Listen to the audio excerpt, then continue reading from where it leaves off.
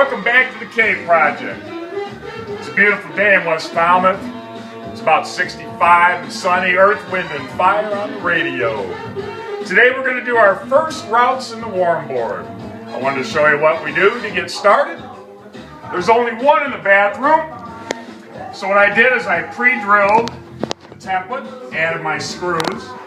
I knew right where I wanted. I just centered it up with my fingers. I have my router bit supplied by Warmboard. I have my template guide and the locking nut all on. Supporter cable, 1 3/4 horsepower. So we're going to do our first route. I wish I had a face mask because of all the metal, but the glasses work. Ear protection.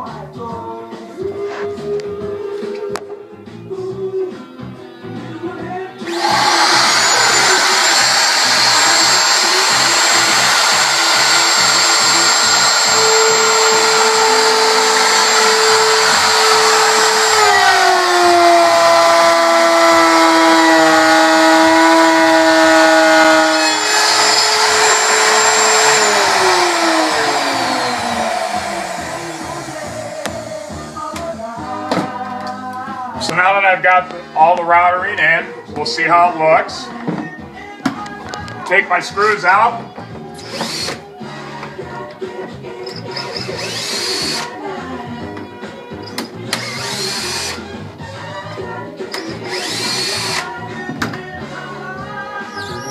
Always be careful with your templates. So we've got a nice hole there, man. That's nice and clean. Very clean. So I have the custom route installed and it's perfect. It really worked nice. Went right through both the metal, of course, and the wood. Now what I'm going to do is I'm going to grind the edges. I have a little bit thicker grinding wheel. The reason for that is a thin one could snap, break, and hurt you. This is a little bit safer to use.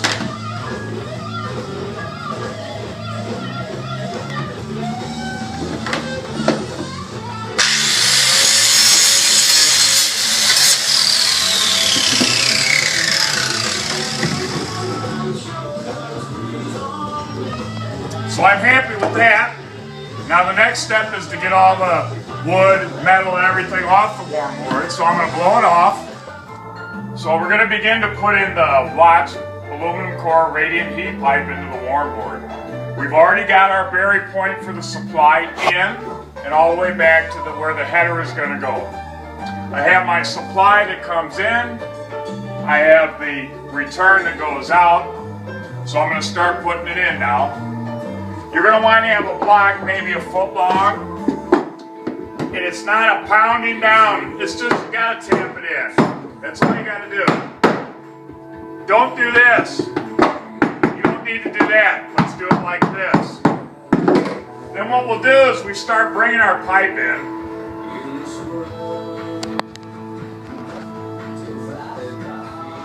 Pay attention to what you're doing.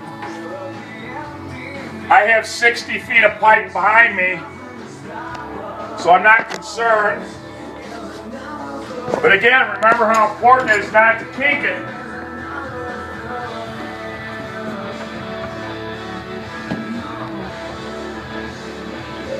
Probably easier done with 3 people.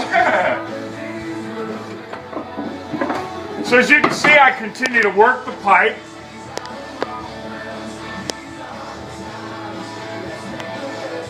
Keeping a nice big loop. I got to bring some more to me.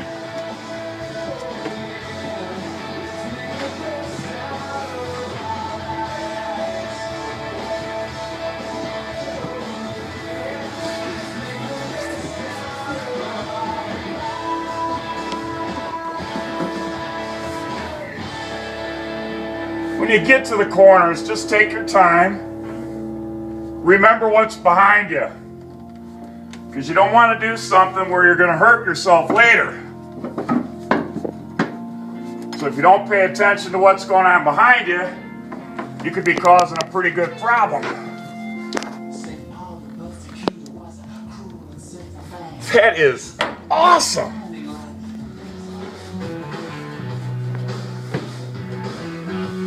black crows. Woo!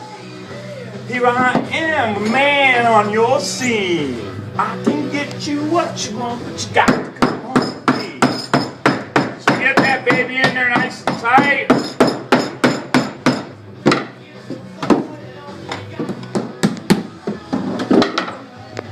So now I'm ready.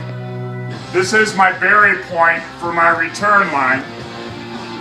It's 28 feet over to the header, to the manifold, excuse me. So what I'm going to do now is I'm going to measure this out, get my 28 feet. So here we go. So I pulled it all the way back.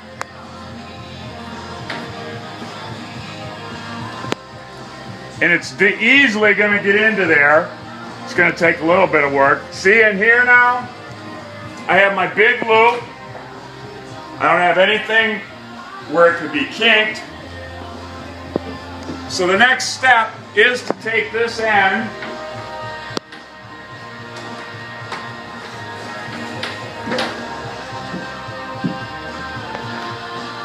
and begin feeding it down.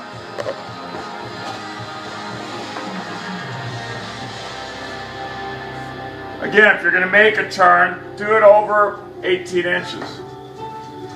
Again, I know what's in my basement, so I can do it by myself. Having that aluminum where I drilled the hole really makes it smooth. That heat tape,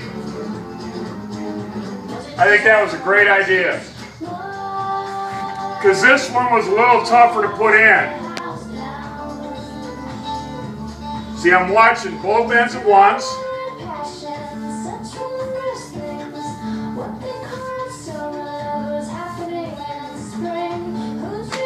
There we go. My first room is done. Now we're going to go downstairs. I'm going to show you how to attach it, get it over the joist, and attach it to the runners, and explain why I have it on the runners or the strapping as opposed to dangling between the joists. So we have the return line in. We showed you the supply last night. Now I'm going to show you the return. What we have is I came in right there. Then I kind of had to swoop it around and get it on my runner board. Now I'm going to show you. I pre-screwed those clamps in because I thought it'd probably be easier. So all we have to do is put it over the clamp, and then I'll take my screw gun later and tighten them up. I got it to that one. Now what I want to do, you can see I got my big loop. So I figure out where I want to go. I'm going to go below these water pipes. I won't take those out till the weekend. So I feed it through nice and easy. Make sure where I'm going. Nothing worse than getting it all the way over, then you got to pull it out. And then if you come over here, you can see I have it down at the header. At the manifold, sorry. And what will happen is this is going to curve up. It's the return on the top and the supply on the bottom. So before I'm done, once I figure out where it's going, it'll come up like this and hit the return line and the supply here. And I have a total of 6 rungs. I said yesterday it was 4. I forgot there's 6. So the supply for the bathroom is here. The return line is here. I have more than enough pipe. I'll probably end up cutting a couple feet off. But anytime you're doing something, a little long cutting off is fine. A little short and you're son of a gun. Well, I hope you enjoyed the installation video as much as I enjoyed doing it. The more I work with Warmboard and the PEX pipe and the people from Warmboard, the happier I am with the decision that I made. This has been an awesome product. It was really easy to put in. And my son, who's doing all this filming, we took about 25 minutes of video. He edited it down to less than 9 minutes. In that 2.5 hours it took him to do that, I installed all this piping in this second bathroom and got my pipe runs to the back. I did 7 custom routes. It really went easy. I'm very pleased. So I am one man. This is the Cape Project. I'll have more films for you later. Thank you.